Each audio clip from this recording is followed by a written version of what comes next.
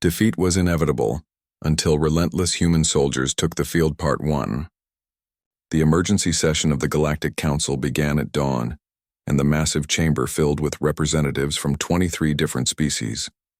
The Valtari stood tall with their crystalline skin reflecting the chamber lights, while the Quelon delegates floated in their containment spheres filled with methane gas. The newest members of the council sat in the smallest section of the E hall, and they were the humans who had joined only 15 years ago. Captain Jake Morrison stood behind Ambassador Richard Cole and watched the proceedings with growing concern. He had been invited as Earth's military advisor, and what he heard made his blood run cold. The holographic display in the center of the chamber showed fleet movements and battle projections, and none of them looked good. The Crethon Empire had declared war 3 weeks ago, and their invasion force was already devastating the outer colonies. Grand Admiral Thex of the Valtari Military Command stood at the podium, and his voice carried the weight of 10,000 years of civilization. He explained that the Crethon fleet numbered over 4,000 warships, and their ground forces consisted of 200,000 warriors bred specifically for combat.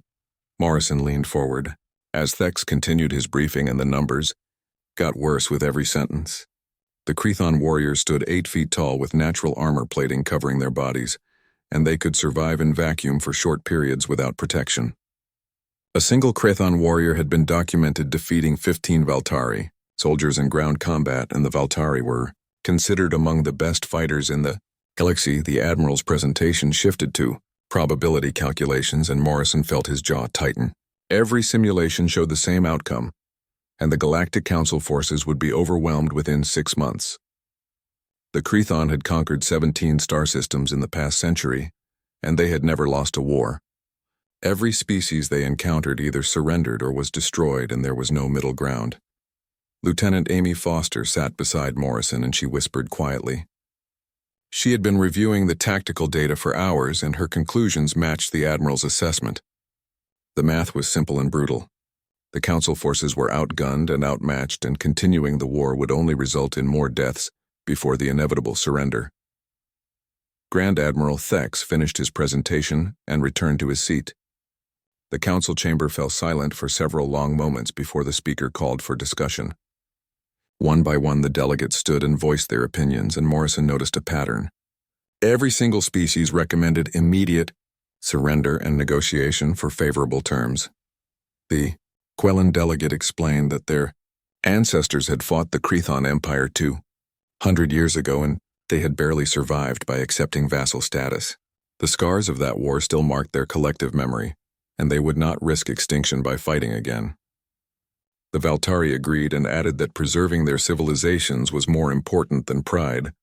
Morrison watched as the vote was prepared, and he knew what was coming. The entire Galactic Council would surrender without firing a single shot, and billions of beings across dozens of worlds would fall under Crethon rule. He thought about Earth and the history lessons he had learned as a child. He thought about all the times humanity had faced impossible odds and fought anyway. Ambassador Cole stood slowly, and the chamber's attention shifted to the human delegation. The ambassador was an older man with gray hair and deep lines around his eyes, but his voice was steady and clear. He thanked the council for their wisdom and acknowledged their experience, and then he said the words that changed everything. Earth respectfully declined to surrender, and humanity would fight. The chamber erupted in confused murmurs, and the speaker called for order. The Valtari delegate stood immediately and addressed Ambassador Cole directly. He explained with barely concealed frustration that humanity was the youngest species in the council and the weakest militarily. The human fleet consisted of only 300 vessels, and human soldiers had never fought in a major galactic conflict. Choosing to fight was not bravery, but suicide. Ambassador Cole listened patiently and then gestured to Captain Morrison. The captain stood and approached the central podium, and his boots echoed in the now silent chamber. He activated the holographic display and began showing the council something they had never seen before, which was human military history. Morrison showed them the beaches of Normandy, where thousands died to gain a foothold against tyranny. He showed them Thermopylae, where 300 Spartans held back an army of thousands. He showed them Stalingrad, where an entire city became a graveyard rather than surrender. He showed them Vietnam, where a technologically inferior force defeated a superpower through sheer determination. He showed them every example throughout human history where victory came not from superior strength, but from refusing to quit. The council watched in stunned silence as battle after battle played across the display. Morrison explained that humans had been fighting wars for their entire existence, and they had learned something that other species apparently had not. Defeat was only inevitable if you accepted it as inevitable, and humanity had never been good at accepting things. Grand Admiral Thex interrupted and pointed out that the examples were impressive, but irrelevant.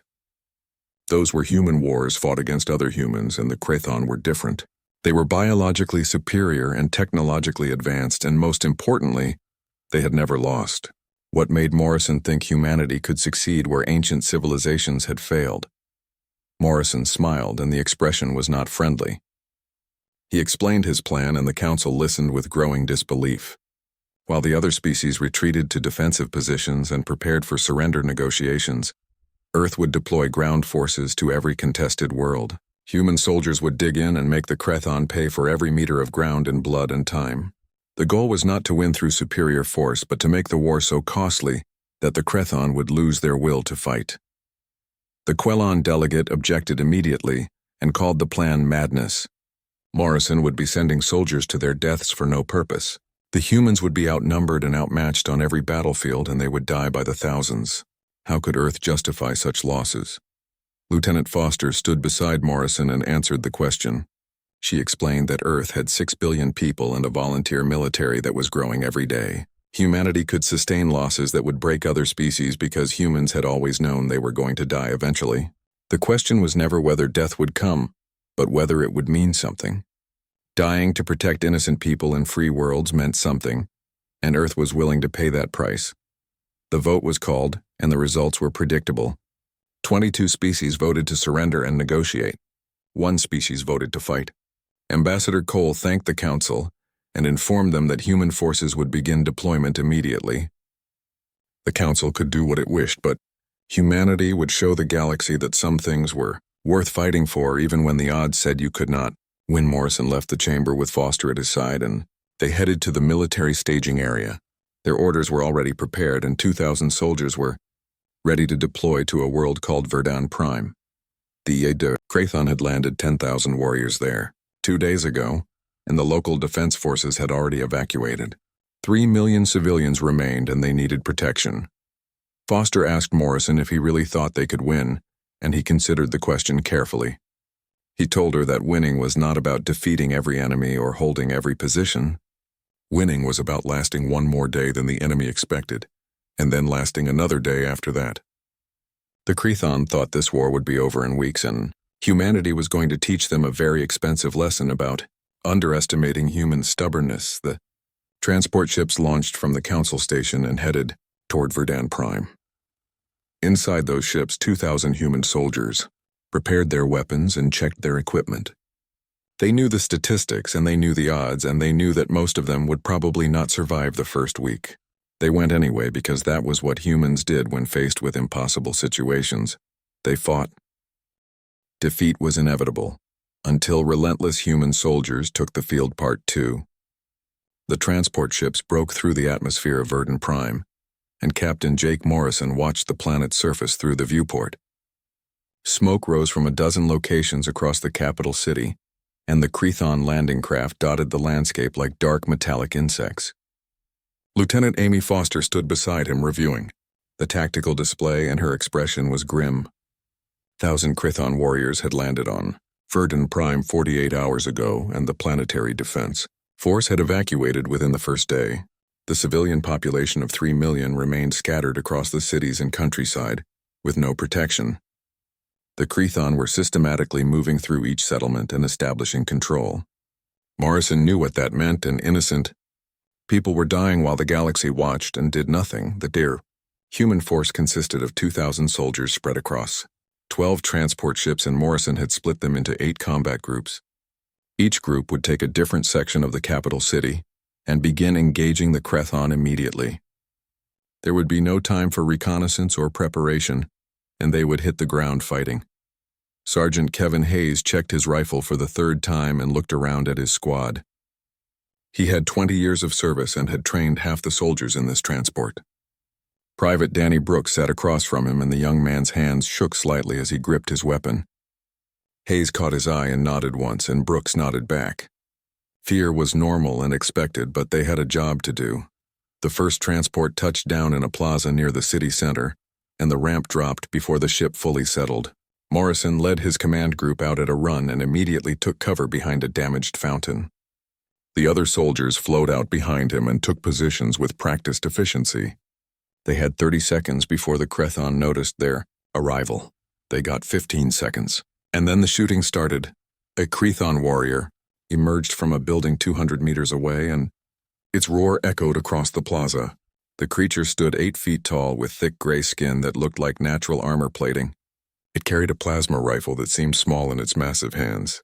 The warrior fired, and the plasma bolt struck the fountain and vaporized a chunk of stone the size of a human head. Hayes' squad returned fire, and their bullets sparked off the Crethon's hide. The warrior barely flinched and advanced toward their position. Morrison called out orders and redirected fire to the creature's joints and exposed areas. 30 rifles concentrated on the single target, and finally it stumbled. Hayes put 3 rounds through its throat and the warrior fell. 1. Crethon warrior down and 9,999 to go. The battle for Verdun Prime began in earnest as more Crethon warriors responded to the gunfire. They came in groups of 5 or 6 and moved with terrifying speed for creatures so large. The humans fell back through the streets and used every piece of cover they could find. Buildings became fortresses and alleyways became killing zones. By noon, 100 human soldiers were dead, and the Crethon had lost only 30 warriors. Morrison received casualty reports from the other combat groups, and the numbers were similar across the board. The humans were dying at a rate of 3 to 1, and simple math said they would be wiped out within days. Lieutenant Foster coordinated supply drops and medical evacuations from the command ship in orbit. She watched the tactical display and saw human positions being overrun one by one. Every military doctrine she had studied said Morrison should order a retreat and regroup. She sent him the recommendation and waited for his response. Morrison's reply was short, and he told her no retreats and no regrouping. They would hold their positions or die trying. Foster stared at the message for a long moment and then began organizing ammunition resupply for the frontline units. If they were going to stay and fight, then she would make sure they had the resources to do it. Private Brooks huddled behind a barricade while plasma fire tore chunks out of the wall above his head. Sergeant Hayes crouched beside him and reloaded his rifle with practiced speed. 3 more soldiers from their squad lay dead in the street, and Brooks could see another squad pinned down 50 meters away. This was supposed to be a rescue mission, but it felt more like a massacre. Hayes grabbed his shoulder and pointed to a Crethon warrior advancing up the left flank. Brooks raised his rifle and fired controlled bursts at the creature's knee joint.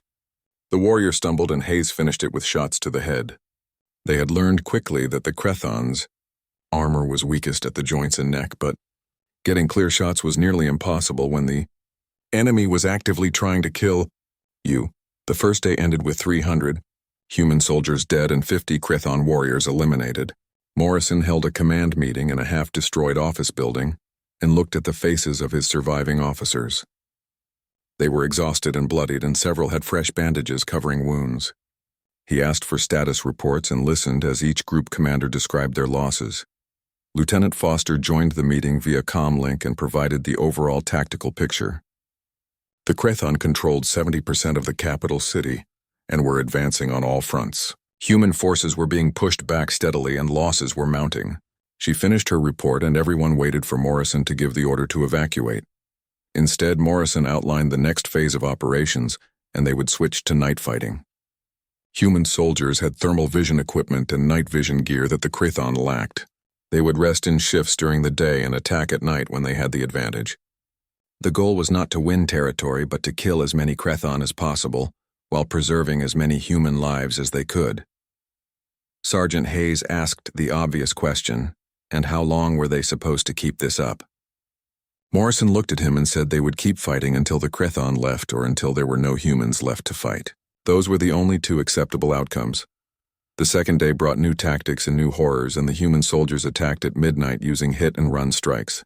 They would engage a Crethon patrol and eliminate it quickly, and then disappear before reinforcements arrived. The Crethon were used to enemies who fought in formation and held positions. They did not know how to counter an enemy that refused to fight fair. Brooks found himself leading a fire team through the sewers beneath the city, and they emerged behind Crethon lines and attacked a supply depot. They killed 6 warriors and destroyed enough ammunition to supply 100 more. 3 humans died in the assault, including a soldier Brooks had trained. With back on Earth, they carried the bodies back through the sewers because humans did not leave. They're dead behind. By the end of the second, day 450, human soldiers were dead, and the Crethon had lost 120 warriors. The Crethon commander Warlord Thrax reviewed the casualty reports with growing frustration. His warriors were superior in every way, yet these weak humans refused to break. Every engagement resulted in dead Crethon, and the numbers were starting to concern him. Thrax sent a message to his superiors requesting reinforcements and explained that the humans fought with a ferocity that seemed irrational. They did not retreat when wounded, and they did not surrender when surrounded. They fought until they died, and then their comrades stepped over their bodies and continued fighting. It was unlike anything the Crethon had encountered before. Lieutenant Foster monitored Crethon communications from orbit and passed the intelligence to Morrison. The enemy was requesting 5,000 additional warriors, which meant they were worried. Morrison smiled, and it was not a pleasant expression. He told Foster to prepare for long-term operations because this was just getting started. The third day dawned over Verdun Prime, and 1,400 human soldiers remained combat effective. They were outnumbered almost 10 to 1, but they held key positions throughout the city. The Crethon controlled the territory, but the humans controlled the pace of battle. Every time the Crethon tried to advance, they ran into ambushes and traps. Every time they secured an area, the humans attacked from a different direction. Sergeant Hayes sat with Private Brooks during a brief rest period, and they shared a ration pack. Brooks asked how long they could keep this up, and Hayes told him the truth. They would keep fighting until the job was done or they were dead.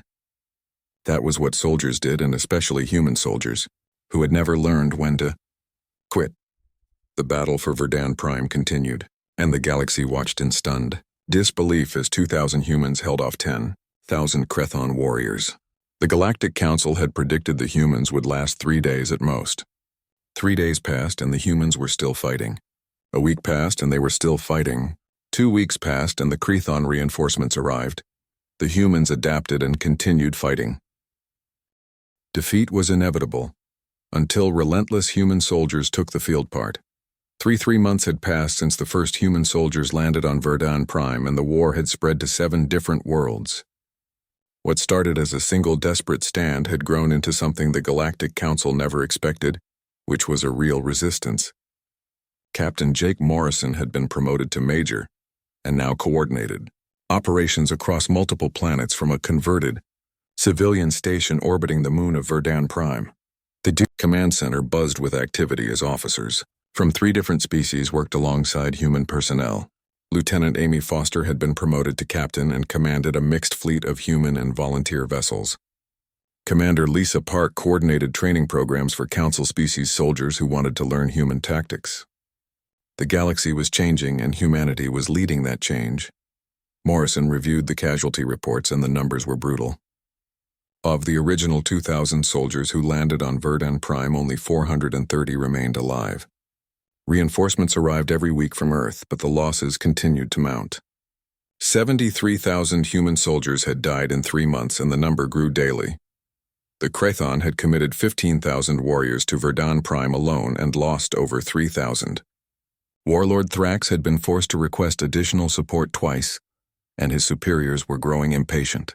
The war was supposed to be over by now, but instead it dragged on with no end in sight.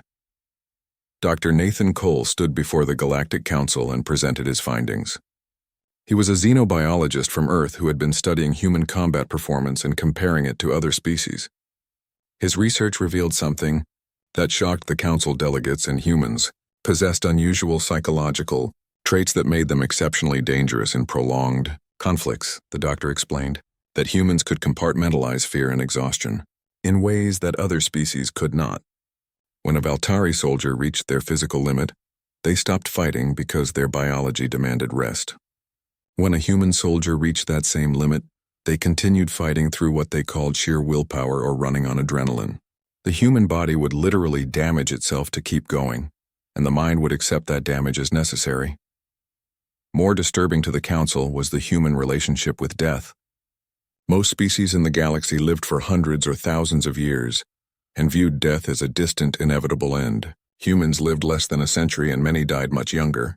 They had evolved with death as a constant companion, and it made them less afraid of it. A human soldier could charge into almost certain death because they had already accepted their mortality. The Quelon delegate asked if this meant humans were suicidal, and Dr. Cole shook his head. Humans valued life deeply, which was why they fought so hard to protect it. They simply did not let fear of death paralyze them when action was required. It was the difference between accepting that death would come someday and letting that acceptance free you to act rather than freeze. The colony world of Nexus 7 Corporal. Danny Brooks led a mixed squad of human and Quelon soldiers through the ruins of a manufacturing district. The Crethon had established a supply depot in the area, and Morrison had ordered it destroyed. Brooks had been a private 3 months ago, but battlefield promotions came quickly when people kept dying. One of the Quelon soldiers asked Brooks how he managed to keep going after 6 days of continuous combat. The soldier's tentacles trembled with exhaustion, and their translator rendered their voices desperate. Brooks checked his ammunition and told them a story his grandfather had shared about a battle on Earth called Stalingrad. The battle lasted 157 days, and soldiers fought over individual buildings, and sometimes individual rooms. This 6-day operation was just getting started by those standards. The Quelon soldier stared at Brooks and asked if he was joking. No species could maintain combat effectiveness for that long. Brooks smiled and told them to watch and learn because humans had been doing the impossible for thousands of years. Captain Foster commanded. A flotilla of 30 ships engaged in hit-and-run attacks against Crethon supply lines. Her tactical approach frustrated the enemy commanders because she refused to fight fair. Human ships would strike fast and retreat before the Crethon could respond. When the enemy gave chase, the humans would lead them into ambushes or minefields. Every engagement was designed to inflict maximum damage with minimum risk. The Crethon fleet commander sent increasingly angry messages demanding that Foster face him in honorable combat. She ignored the messages and continued her guerrilla tactics. Honor was meaningless if you lost the war, and humans had learned long ago that victory went to the adaptable, not the proud. Major Morrison implemented a strategy he called distributed defense, and it drove the Crethon commanders to distraction. Instead of holding fixed positions, human units moved constantly. They would attack a Crethon outpost and then disappear before reinforcements arrived. They would ambush patrol routes and mine supply roads. They turned every kilometer of territory into hostile ground, where the Crethon could not rest or resupply safely. The Crethon response was predictable, and they committed more forces. Warlord Thrax requested 50,000 additional warriors, and the High Command approved the request. They believed overwhelming numbers would finally break the human resistance. They did not understand that humans had invented the concept of total war, where every resource and every person contributed to the fight, until victory or extinction, Commander. Park worked with volunteers from 4 council species who had been inspired by humanity's example.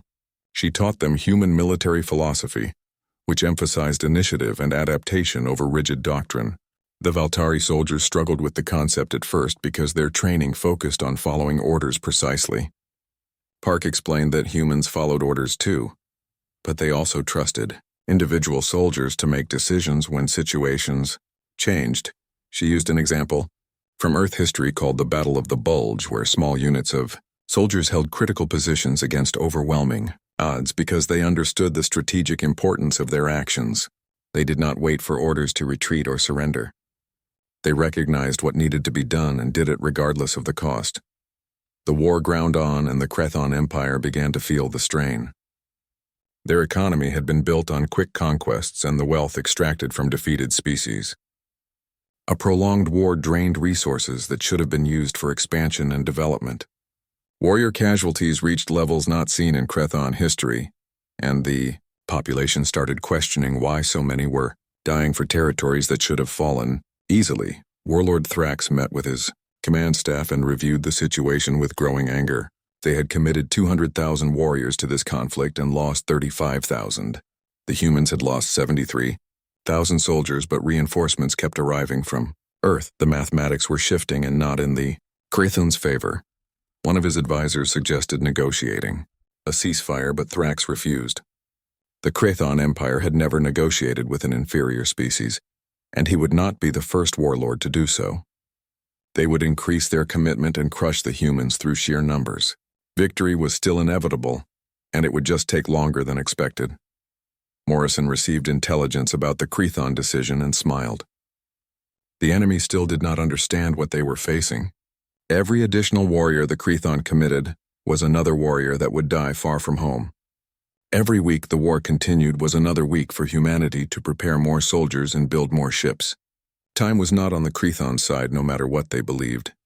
General Claire Bennett arrived from Earth with 25,000 fresh soldiers and new equipment, designed specifically for fighting Krathon warriors. She met with Morrison and reviewed the strategic situation. The general had been a skeptic when the war started and believed humanity was making a terrible mistake. 3 months of results had changed her mind. Bennett told Morrison that Earth's industrial capacity was fully mobilized, and they could sustain current loss rates for years if necessary. More importantly, the political will back home was solid. Every human understood what was at stake, and they supported the war effort completely. The Krathon were fighting an enemy that grew stronger the longer the conflict lasted and not weaker. Corporal Brooks and his squad completed their mission and destroyed the Krathon supply depot.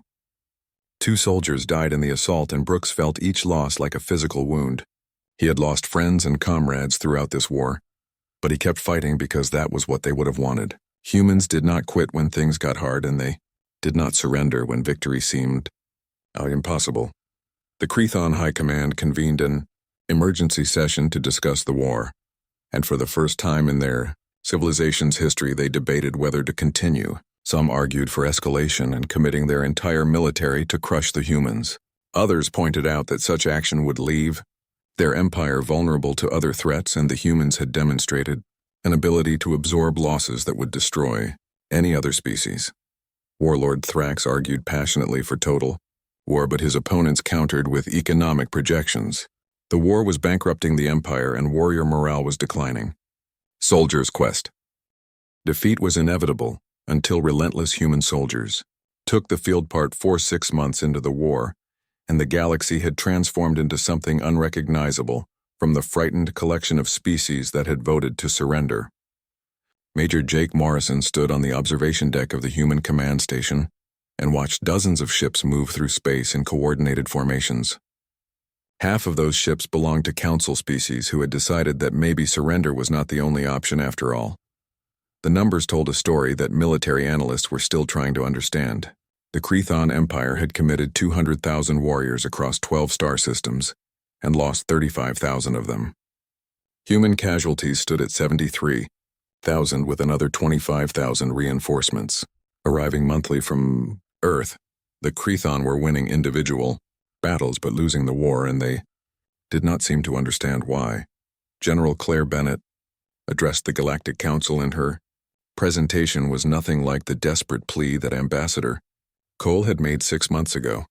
She stood before the assembly with confidence and explained why humanity was celebrating losses that would have broken any other species. The mathematics of war had changed, and the Krathon were on the wrong side of the equation. Bennett displayed population statistics and military production rates for both sides. The Krathon bred warriors at a rate of 1 per 1,000 citizens, and it took 20 years to raise a warrior to combat readiness. Their total population was approximately 2 billion, which meant they could theoretically field 2 million warriors, but only if they left their entire civilization undefended. Current deployments had stretched their military to dangerous limits. Earth's population exceeded 6 billion and growing. Human soldiers trained in 18 months, and volunteers arrived faster than the military could process them. Bennett explained that humanity could sustain current casualty rates for a decade without significantly impacting Earth's population or military capacity. The Krathon could not say the same. More importantly, the economic cost was crippling the Krathon Empire. Their society was built on rapid conquest and plunder, but this war dragged on with no end in sight. Resources that should have funded expansion were being burned in a conflict that brought no wealth or territory. The Crethon warrior caste was questioning why they were dying in unprecedented numbers for a war that seemed unwinnable. Captain Amy Foster commanded a fleet of 40 vessels engaged in deep strike operations behind Crethon lines. Her ships were a mix of human frigates and council cruisers crewed by soldiers who had learned to fight the human way. They hit supply depots and communication relays and troop transports with ruthless efficiency. The Crethon fleet was larger and more powerful, but Foster's forces were everywhere at once. Crethon Admiral sent a formal challenge to Foster demanding a decisive battle where both fleets would meet in honorable combat. Foster sent back a message that simply said no. She explained that honor was a luxury for species who could afford to lose, and humanity was not that species. Her fleet would continue to fight smart rather than fair, and the Crethon could either adapt or keep dying. On Verdun, Prime Corporal Danny Brooks trained a new unit of Valtari volunteers who wanted to learn human tactics. The crystalline beings struggled with concepts that humans took for granted, like acceptable losses and tactical retreats that were really ambush setups. Brooks spent hours explaining that warfare was not about winning every fight, but about winning the last fight. Everything else was just preparation. One Valtari soldier asked Brooks why humans were willing to die for worlds that were not their own. Brooks thought about the question and told them a story about his great-grandfather, who had fought in a war on Earth to stop a genocide happening on another continent. When asked why he risked his life for strangers, his great-grandfather said that evil unchallenged would eventually reach everyone's door.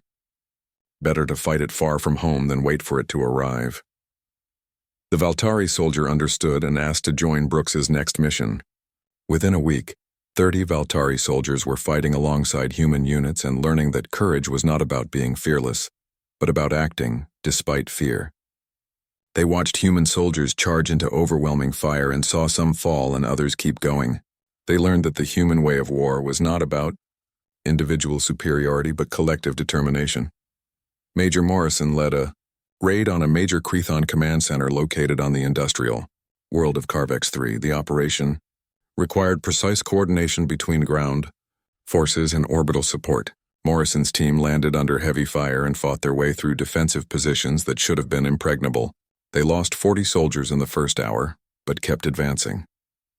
The Crethon commander on Carvex 3 was a veteran named Warlord Thrax, and he watched the human assault with growing disbelief. His warriors outnumbered the attackers 5-1 and held fortified positions with overlapping fields of fire. The humans should have broken after the first casualties, but they kept coming. They used their dead as cover, and their wounded kept fighting until they physically could not hold a weapon. Thrax met Morrison in personal combat in the ruins of the command center, and the warlord was confident. He stood 8 feet tall with natural armor and a lifetime of combat training. Morrison was smaller and weaker and bleeding from multiple wounds. The fight should have lasted seconds, but Morrison refused to fall. Every time Thrax knocked him down, the human got back up. Every time Thrax landed what should have been a killing blow, Morrison kept fighting. Finally, Thrax asked the question that had haunted him for months: and why did humans refuse to quit when defeat was obvious? Morrison smiled through broken teeth and told him that defeat was only obvious if you accepted it as real. Humans had learned long ago that impossible just meant nobody had done it yet. Then Morrison shot Thrax and ended the conversation. Commander Lisa Park coordinated a breakthrough operation on the contested world of Silvara, where Crethon and Council forces had been deadlocked for 2 months. She combined human shock tactics with Valtari defensive formations and Quellan mobility. The mixed force attacked at dawn and shattered the Crethon line through sheer audacity. The enemy had prepared for human recklessness, or Valtari caution, but not both combined, into a single coherent strategy. The victory at Silvara proved that the human way of war could be taught and adapted by other species. Park's success inspired more volunteers, and suddenly the Council military was transforming from a defensive force into an aggressive army.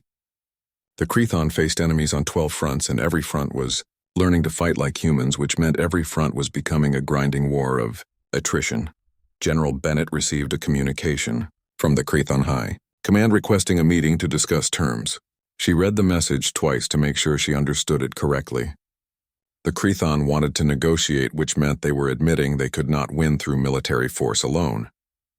Bennett smiled and forwarded the message to Morrison with a note that said they were winning. On Earth, the civilian population followed the war through daily reports and casualty lists. Every city had memorials to the fallen, and every family knew someone who had died or was currently fighting.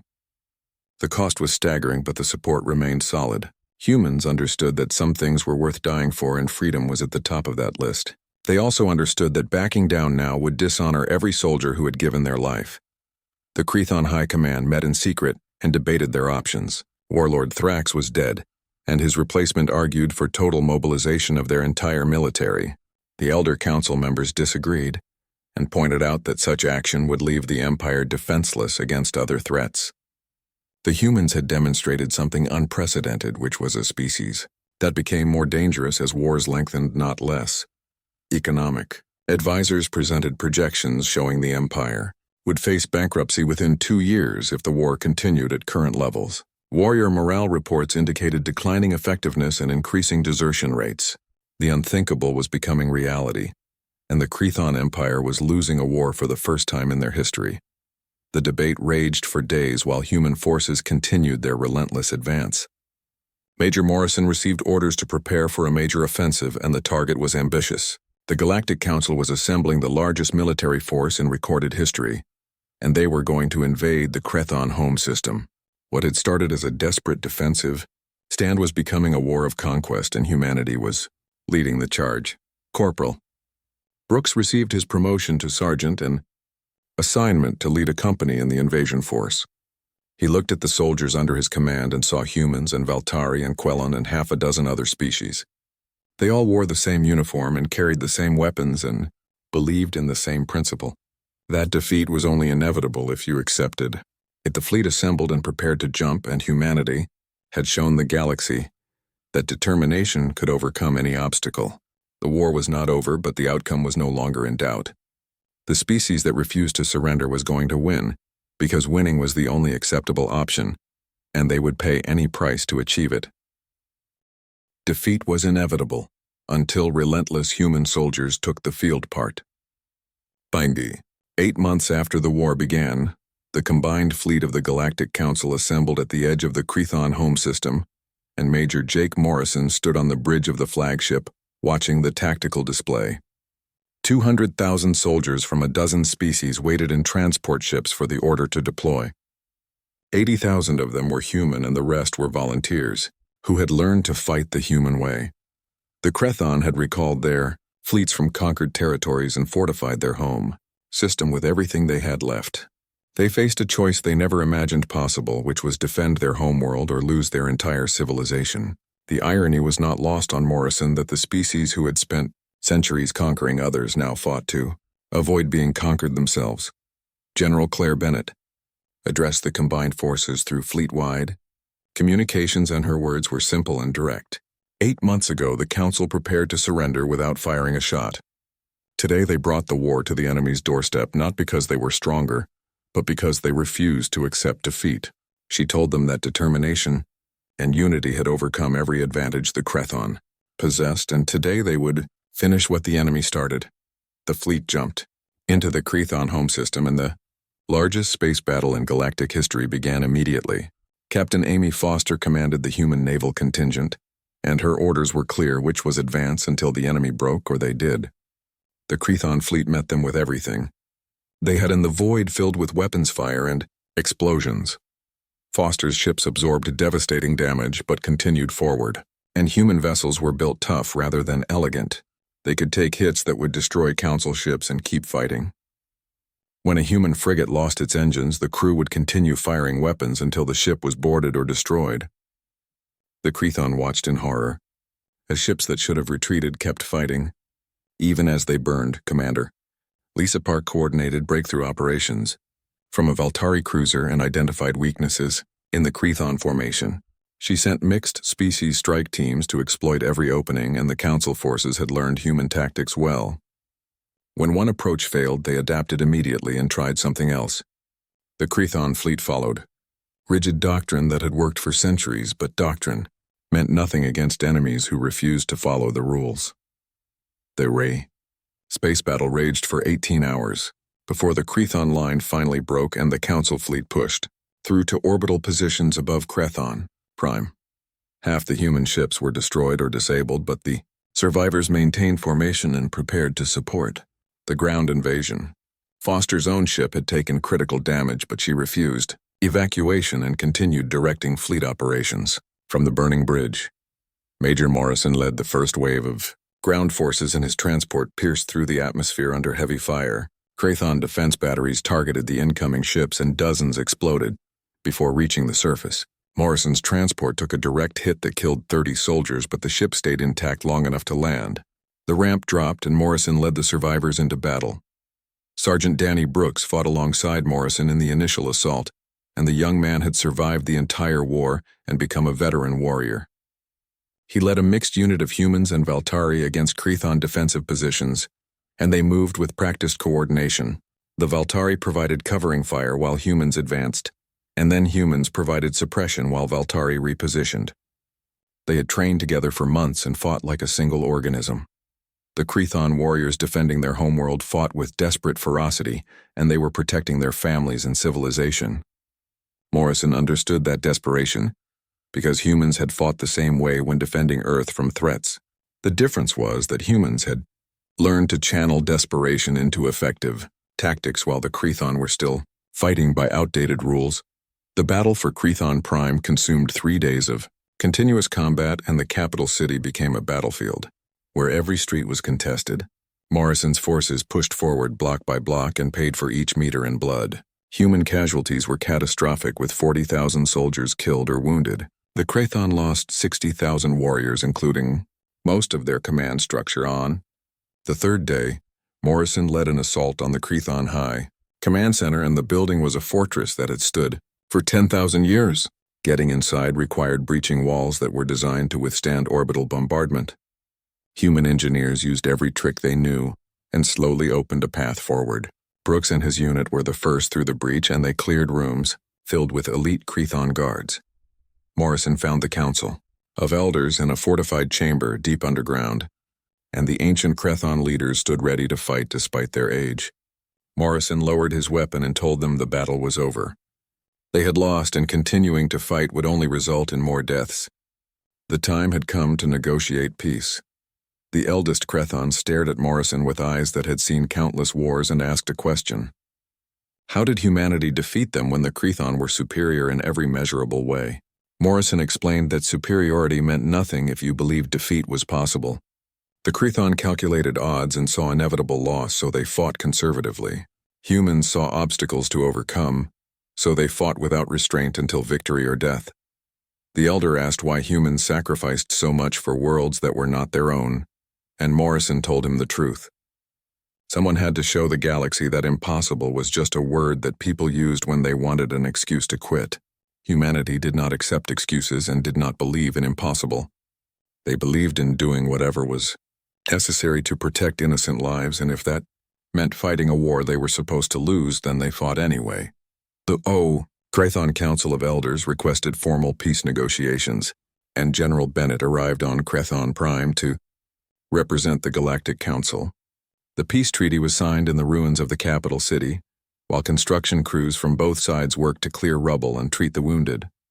The Krathon agreed to withdraw from all conquered territories and pay reparations and join the Galactic Council as reformed members. The cost of victory was staggering, and humanity had lost 98,000 soldiers over 8 months of war. Every council species had lost people too, and the shared sacrifice created bonds that would last generations. The Krathon had lost over 100,000 warriors, and their empire was forever changed. They would never again assume that military superiority guaranteed victory. Morrison returned to Verdun Prime, where the war had started, and only 63 of the original 2,000 soldiers who deployed there had survived the entire conflict. Brooks stood beside him, looking at the memorial they were building for the fallen. Thousands of names were carved into black stone, and more would be added from other battlefields across the galaxy. Brooks asked Morrison if it was worth the cost, and the Major looked at the freed worlds and the mixed species, soldiers training together, and a galaxy that would never underestimate humanity again. He told Brooks that they were told defeat was inevitable, and they proved that wrong. They showed the galaxy that determination could overcome any obstacle, and sacrifice could achieve any goal. The fallen had died to protect innocent lives and secure freedom for billions, and yes, that was worth it. 5 years later, the war was studied in military Academies across the galaxy and human tactics became the foundation for Council defense doctrine. Captain Foster commanded the first Joint Species Deep Space Exploration Fleet, and Commander Park served on the Council Security Directorate. The galaxy had changed because humanity refused to accept the inevitable. On Verdun Prime, a monument stood in the plaza where the first battle occurred, and the inscription was simple and direct. Here stood 2,000 human soldiers against 10,000 Krathon warriors, and logic said they would fall in days, but they fought for 3 months. This was where the galaxy learned that humanity did not fight until defeat was inevitable, but fought until victory was inevitable no matter how long it took. Morrison retired from military service and taught at the Galactic Defense Academy, where students from 20 species learned about human military philosophy. He always started his lectures with the same lesson and told them that every battle had 2 possible outcomes. You either won or you kept fighting until you did. Surrender was not an outcome, and retreat was just repositioning for the next attack. That was the human way of war, and the galaxy had learned it the hard way. Brooks visited the memorial every year on the anniversary of the first landing and placed flowers at the base of the black stone monument. He had survived when so many others had not, and he carried their memory with him always. The war had cost humanity dearly, but it had also revealed something important. When the galaxy faced impossible odds and inevitable defeat, one species stood up and said no. That species was humanity, and they had changed the galaxy forever by refusing to quit. The Krathon Empire, transformed into a peaceful member of the Council, and their warriors learned to fight alongside the species they once tried to conquer. Warlord Thrax's successor became an ambassador and worked to ensure that the mistakes of the past would never